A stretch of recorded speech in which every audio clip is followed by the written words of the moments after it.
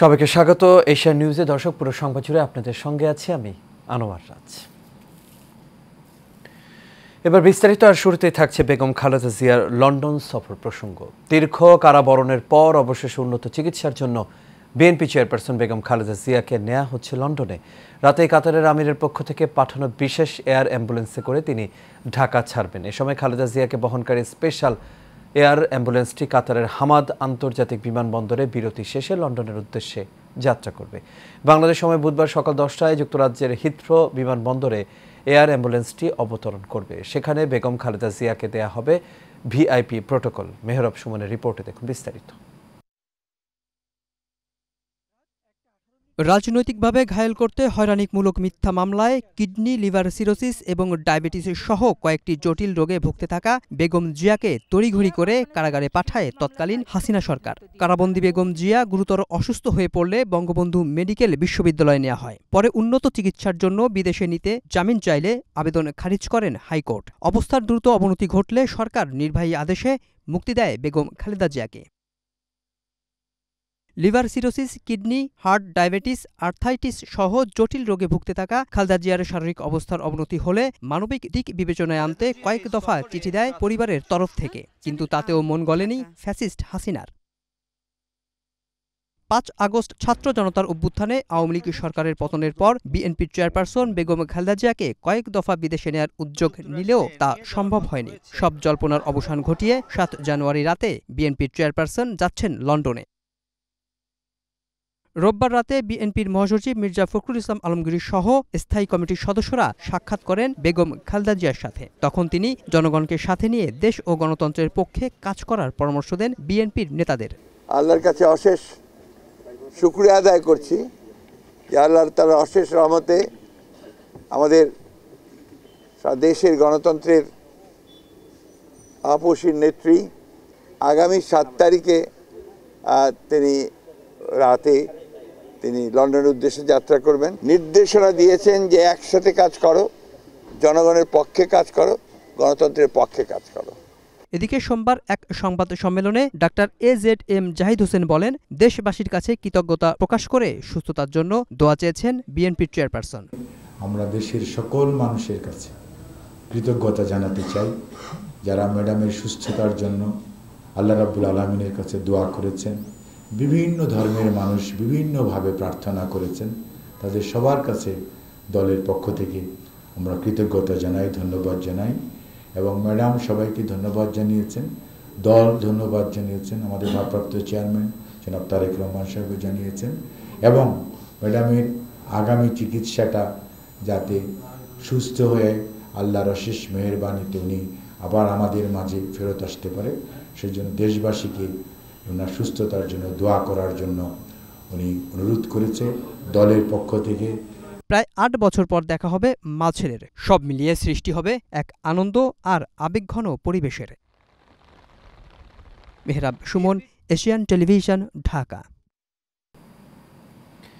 দীর্ঘ 7 বছরের অপেক্ষা শেষে দেখা হবে মা ছেলের। নানা চড়াই উতরাই পেরিয়ে বিএনপি চেয়ারপারসন খালেদা জিয়া, দলের ভারপ্রাপ্ত চেয়ারম্যান এবং খালেদা জিয়ার বড় ছেলে তারেক রহমানের সঙ্গে দেখা হবে আগামীকাল। বিএনপির একাধিক সূত্র জানিয়েছে, বিমানবন্দরে শেষ হচ্ছে মা ছেলের দীর্ঘ অপেক্ষার। সঞ্জিদা হকের ডেস্ক রিপোর্ট।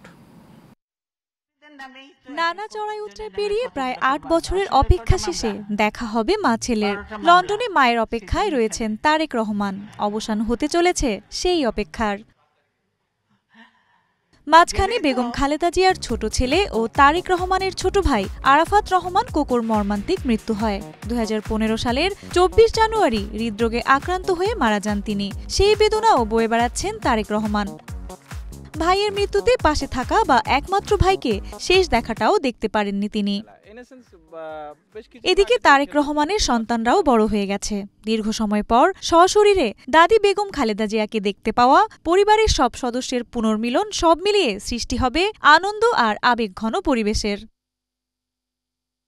বেগম খালেদা জিয়া শুধু একজন বিশিষ্ট রাজনৈতিক ব্যক্তিত্ব নন, একাধারে তিনি একজন মমতাময়ী মাও। তিনি দেশ ও জনগণের প্রতি যেমন দেখিয়েছেন অগাধ মমত্ববোধ, তেমনি সন্তানের জন্য ভালোবাসার কম পরীক্ষা দেননি। বলতে গেলে প্রায় 15টি বছর ছেলে থেকে একরকম দূরে থাকতে হয়েছে তাকে, কারণ দেশে তারেক রহমানের ফেরার নিরাপত্তা ছিল না, ছিল মৃত্যু ঝুঁকি, সঙ্গে জেল জুলুমের আশঙ্কা তো ছিলই। সঞ্জিদা হক, এশিয়ান টেলিভিশন।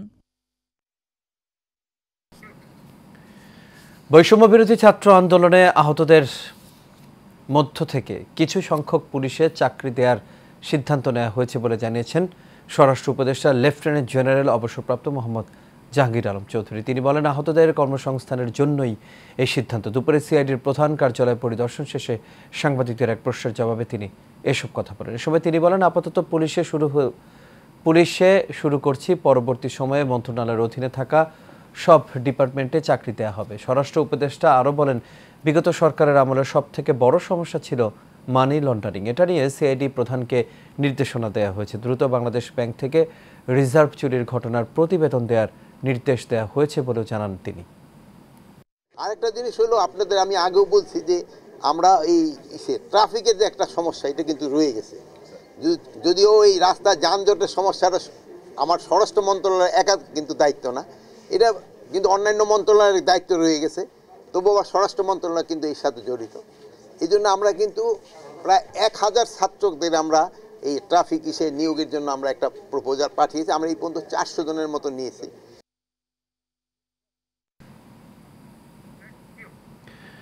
আসন্ন রমজানের আগে আমদানি করা কোনো পণ্য নতুন করে শুল্ক আরোপ করা হবে না বলে জানিয়েছেন অর্থ উপদেষ্টা ডক্টর সালেউদ্দিন আহমেদ। বিকেলে সচিবালয়ে সাংবাদিকদের সঙ্গে আলাপকালে তিনি এই কথা জানান। এ সময় অর্থ উপদেষ্টা বলেন, বাজার মনিটরিং আরও জোরদার করতে হবে। চালের বাড়তি দাম প্রসঙ্গে উপদেষ্টা জানান, সব ধরনের চালের দাম বাড়েনি, চালের একটি ধরনের দাম বেড়েছে, সেটি সরবরাহ পদ্ধতির কারণে হচ্ছে। পরিস্থিতি নিয়ন্ত্রণে আমদানি অব্যাহত থাকবে বলেও জানান তিনি। এর আগে সকালে রাজধানী নিকুঞ্জে ডিএসি ভবনে এক আলোচনা সভায় অর্থ উপদেষ্টা বলেন, সরকার শক্তিশালী শেয়ার বাজারের লক্ষ্যে সংস্কার করছেন। সব সংস্কারের কিছু যন্ত্রণা থাকে, তাই শেয়ার বাজারের সংস্কার কার্যক্রমেরও কিছু যন্ত্রণা সাময়িকভাবে সইতে হবে। ব্যাংকের ঋণ নির্ভর অর্থনীতি টেকসই কোনো অর্থনীতি নয় বলেও জানান তিনি।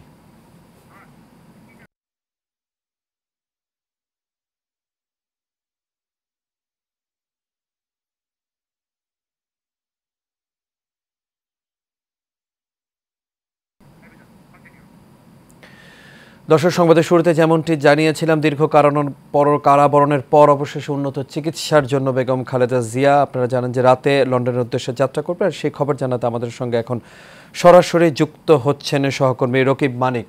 মানিক, আশা করি আপনি আমাকে শুনতে পাচ্ছেন। মানিক, বেগম জিয়া ঠিক কখন বাসা থেকে বের হবেন, এই বিষয়ে কি জানতে পেরেছেন? সেখানকার সবশেষ সার্বিক পরিস্থিতি আমাদের জানাবেন। রাজ, আসলে যদি বলতে চাই, এখানে আমরা যতটুকু তথ্য পেয়েছি, এখানে 8টার দিকে, আজ রাত 8টার দিকে এখান থেকে খালেদা জিয়াকে গাড়ি বহর করে হযরত শাহজালাল আন্তর্জাতিক বিমানবন্দরে যে এয়ার অ্যাম্বুলেন্স আছে কাতারের আমিরের দেয়া, সেই এয়ার অ্যাম্বুলেন্সে নিয়ে যাওয়ার কথা রয়েছে লন্ডনের উদ্দেশ্যে।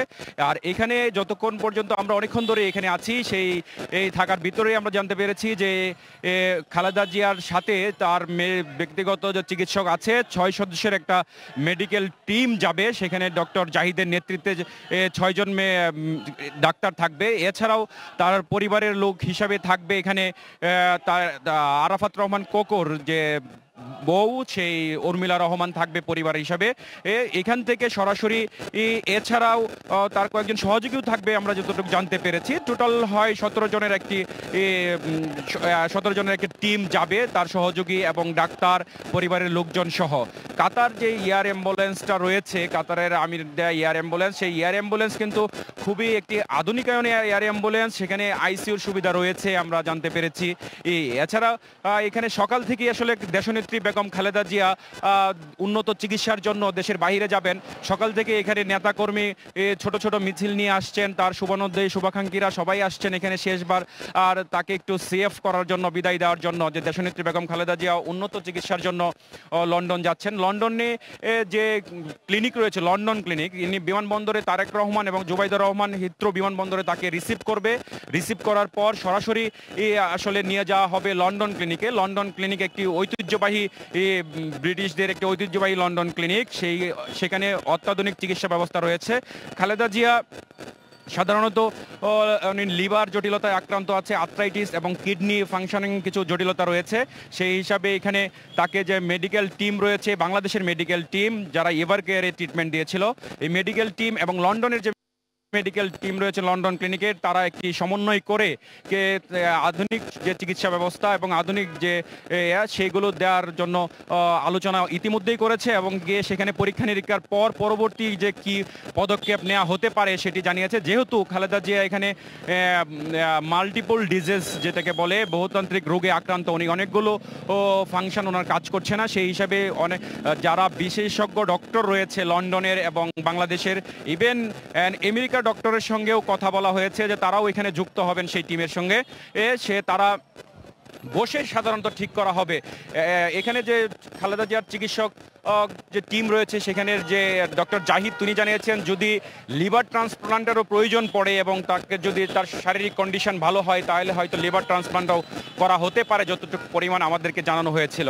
আরেকটা কথা জানিয়ে রাখি যে বিএনপির যে এই আপসহীন নেত্রী, তিনবারের প্রধানমন্ত্রী এবং বিরোধী দলীয় নেত্রী ছিলেন বেগম খালেদা জিয়া, সে কারা অন্তরীণ থাকা অবস্থায় উনি চিকিৎসা অনেক রোগী আক্রান্ত হয়েছে, সেখানে তাকে সঠিক চিকিৎসা সেবা দেওয়া হয়নি বলে অভিযোগ করছে বিএনপির পক্ষ থেকে এবং তাকে উন্নত চিকিৎসার জন্য দীর্ঘদিন ফ্যাসিস্ট সরকারের কাছে দাবি জানিয়ে আসছিল বিএনপির পক্ষ থেকে যে তাকে উন্নত চিকিৎসার জন্য লন্ডন নিয়ে যাওয়ার জন্য, কিন্তু সেই দাবিটি তারা পূরণ করেনি। এখন তাদের হাতে সুযোগ এসেছে বর্তমান সরকার এবং খালেদা জিয়ার যে মামলাগুলো ছিল সেই মামলাগুলো মিথ্যা মামলাগুলো ছিল সেগুলো অনেক জি মানিক, আপনাকে অসংখ্য ধন্যবাদ। দর্শক, আমাদের সঙ্গে মানিক যুক্ত হয়েছেন গুলশান বাসভবন এলাকা থেকে, আপনাদের সেখান থেকে তিনি জানাচ্ছিলেন খালেদা জিয়া যে বিদেশ যাত্রা সেই খবরটি। এবার চলে যাচ্ছে ভিন্ন প্রসঙ্গে। অবৈধ সম্পদ অর্জনের অভিযোগে সাবেক প্রধানমন্ত্রী শেখ হাসিনার প্রেস সচিব ও সিনিয়র সাংবাদিক নাইমুল ইসলাম খানের বিরুদ্ধে অনুসন্ধান শুরু করেছে দুর্নীতি দমন কমিশন। সকালে কমিশন বৈঠকে এই সিদ্ধান্ত নেওয়া হয়। এর আগে নাইমুল ইসলাম খান ও তার পরিবারের সদস্যদের 163টি ব্যাংক হিসাবের সন্ধান পায় বাংলাদেশ ফিনান্সিয়াল ইন্টেলিজেন্স ইউনিট। এদিকে শেখ হাসিনার বিশেষ সহকারী সাইফুজ্জামান শিখর ও তার স্ত্রী সীমা রহমানের বিরুদ্ধে অবৈধ সম্পদ অর্জনের অভিযোগে মামলা করেছে দুদক। দুপুরে দুদকের নিয়মিত ব্রিফিংয়ে মহাপরিচালক আক্তার হোসেন জানান, সরকারি চাকরিতে দ্বৈত নাগরিকদের তথ্য চেয়ে সব মন্ত্রণালয়ে চিঠি পাঠানো হয়েছে। দ্বৈত নাগরিকরা অনেক সময় মানি লন্ডারিংয়ের সঙ্গে জড়িত থাকে, এজন্য এই ব্যবস্থা নেওয়া হচ্ছে। এছাড়া গাইবান্ধা 4 আসনের সাবেক সংসদ সদস্য আবুল কালাম আজাদের 6 কোটি 10 লাখ টাকা বেশি সম্পদ অর্জন সহ অস্বাভাবিক লেনদেনের কারণে মানি লন্ডারিং মামলার সিদ্ধান্ত হয়েছে। আবুল কালাম আজাদের স্ত্রীর সম্পদের হিসাবও দাখিল করতে বলেছে দুদক।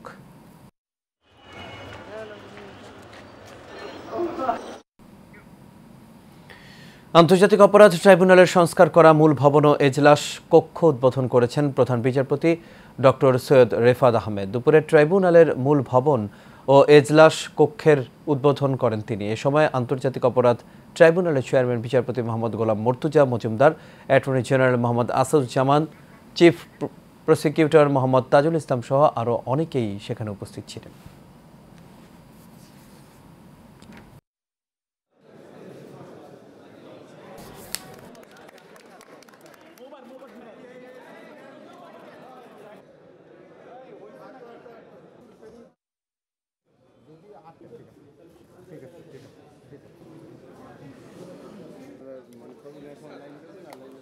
যে জুলাই আগস্টের রক্তাক্ত অভ্যুত্থানের মধ্য দিয়ে বাংলাদেশে যে নতুন পর্যায়ে প্রবেশ করেছে, ছাত্র জনতার যে আকুতি বিচার প্রাপ্তির যে আকাঙ্ক্ষা, ন্যায় বিচার প্রাপ্তির যে আকাঙ্ক্ষা, সেটি এই ট্রাইব্যুনাল পূরণ করতে পারবে বলে তিনি আশাবাদ ব্যক্ত করেছেন এবং তিনি মনে করেন যে মানুষের ন্যায় বিচার প্রাপ্তির জন্য এই ট্রাইব্যুনাল সত্যিকারের একটা ভূমিকা পালন করবে এবং সেই দিনটি দেখার জন্য তিনি বাংলাদেশের জনগণের সাথে একইভাবে তাকিয়ে আছেন। জিয়া অরফানেজ ট্রাস্ট দুর্নীতি মামলায় বিএনপি চেয়ারপারসন বেগম খালেদা জিয়াকে খালাস দিলেন আপিল বিভাগ। আজ প্রধান বিচারপতি সৈয়দ রেফাত আহমেদের নেতৃত্বাধীন 5 সদস্যের বেঞ্চ এই রায় দেন। খালেদা জিয়ার আইনজীবী মোহাম্মদ মাকসুদুল্লাহ বিষয়টি নিশ্চিত করেছেন। এর আগে 11 নভেম্বর খালেদা জিয়াকে আপিলের অনুমতি দিয়ে হাইকোর্টের দেয়া সাজার রায়ের কার্যকারিতা স্থগিত করেছিলেন সুপ্রিম কোর্টের আপিল বিভাগ। পরে খালেদা জিয়া আপিল করেন।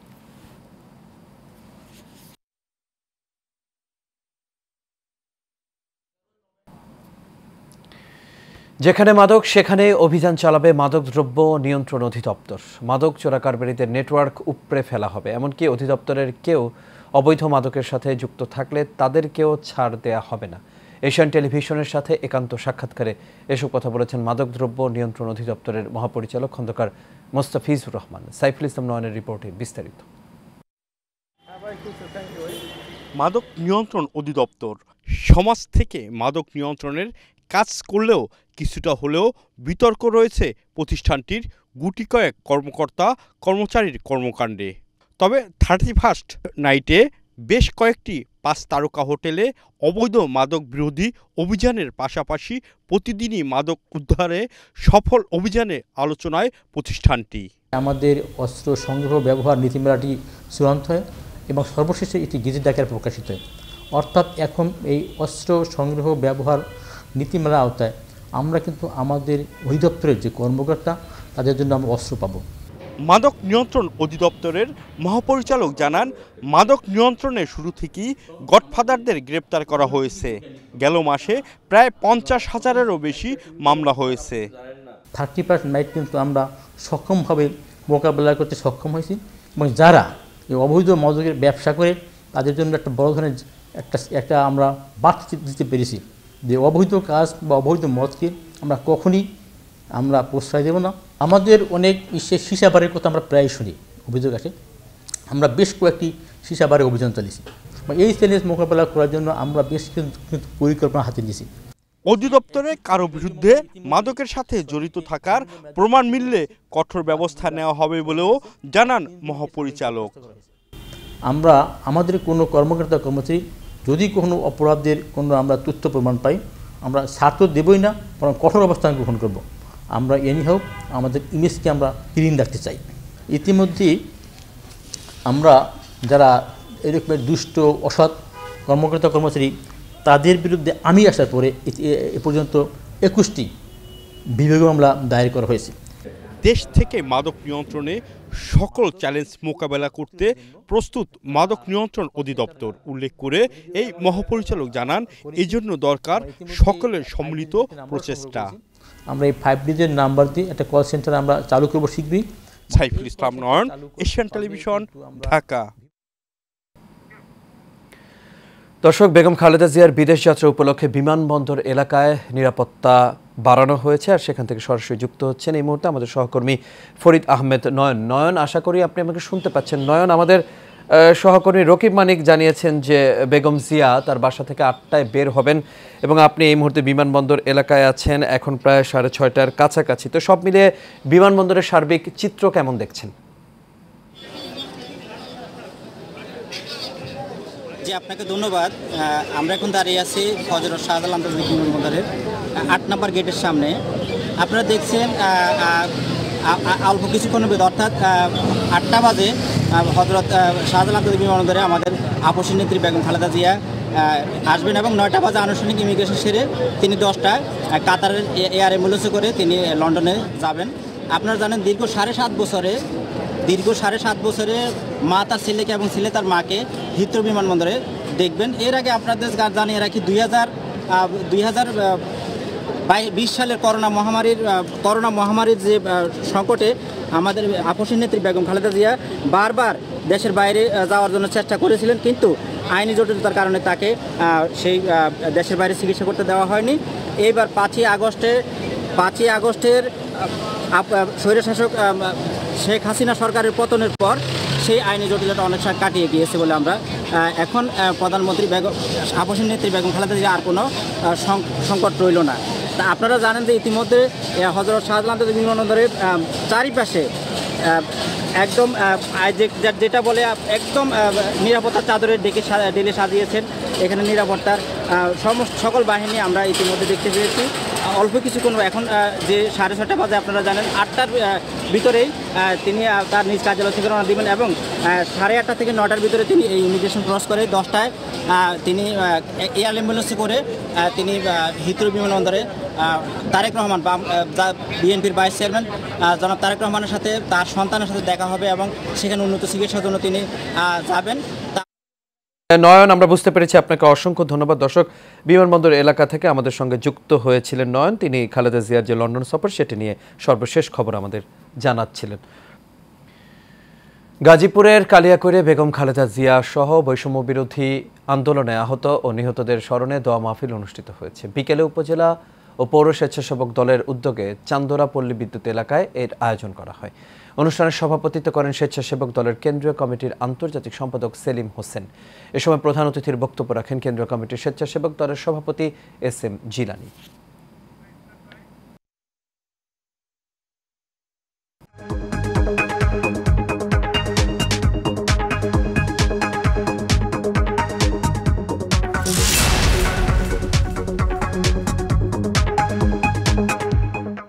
দেশের অন্যতম শিল্প গ্রুপ দেশবন্ধু গ্রুপের অঙ্গ প্রতিষ্ঠান Deshbandhu food and beverage limited ও কনজিউমার অ্যান্ড এগ্রো প্রোডাক্টসের সকল ডিপো মালিকদের নিয়ে মতবিনিময় সভা অনুষ্ঠিত হয়েছে। রোববার কক্সবাজারে একটি অভিজাত হোটেলে এই মতবিনিময়ে ভার্চুয়ালি যুক্ত হন দেশবন্ধু গ্রুপের চেয়ারম্যান গোলাম মোস্তফা CIP।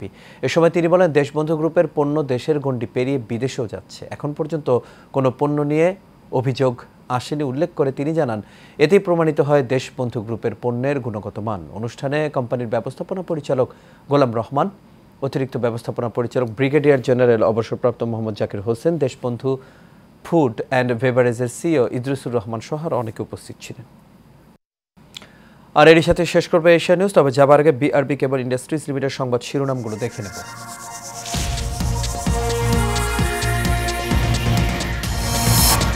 কাতার আমিরের দেয়া বিশেষ এয়ার অ্যাম্বুলেন্সে রাতে লন্ডন যাচ্ছেন খালেদা জিয়া। হিথ্রো বিমানবন্দরে দেয়া হবে VIP প্রোটোকল। CID-কে দ্রুত রিজার্ভ চুরির প্রতিবেদন দেওয়ার নির্দেশ স্বরাষ্ট্র উপদেষ্টার। রোজার আগে নতুন করে শুল্ক আরোপ নয়, জানালেন অর্থ উপদেষ্টা। শেখ হাসিনার সাবেক প্রেস সচিব নাইমুল ইসলাম খানের বিরুদ্ধে দুদকের অনুসন্ধান। শেখর ও তার স্ত্রীর বিরুদ্ধে মামলা। এবং গণহত্যার বিচারের জন্য ট্রাইব্যুনালের মূল ভবন ও এজলাস উদ্বোধন। জিয়া অরফানেজ ট্রাস্ট দুর্নীতি মামলায় খালাস পেলেন খালেদা জিয়া। দর্শক, এই ছিল আমাদের এখনকার আয়োজন। আমাদের পরবর্তী সংবাদ দেখার আমন্ত্রণ রইল। এতক্ষণ সাথে থাকার জন্য সবাইকে ধন্যবাদ।